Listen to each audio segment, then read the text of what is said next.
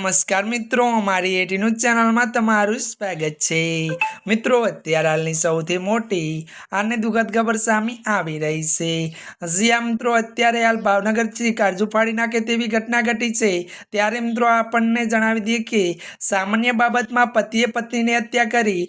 જ્યાં મિત્રો વિગતવાર વાત કરીએ તો ભાવનગરના પિંગળી ગામ પતિએ પત્નીની હત્યા કરી નાખી હોય તેવી ઘટના સામે આવી છે। તો મિત્રો આપને જણાવી દઈએ કે પ્રપાત્ય મજૂરે સંતાનોની હાજરીમાં જ પથ્થર વડે માતાનું માથું સૂંધી નાખ્યું હતું અને જો કે હત્યાનું કારણ હજુ અકબંધ છે। તો મળતી માહિતી અનુસાર મિત્રો આપને જણાવી દઈએ કે પોલીસે જણાવ્યું હતું કે આ મામલે તપાસ હાથ ધરાશે અને મિત્રો જણાવી દઈએ કે સામે આવેલી પ્રાથમિક માહિતી અનુસાર કોઈ કારણસર શિવા વાસિયા અને તેમની પત્ની અસ્મિતા વચ્ચે થયેલી તકરાર થઈ હતી।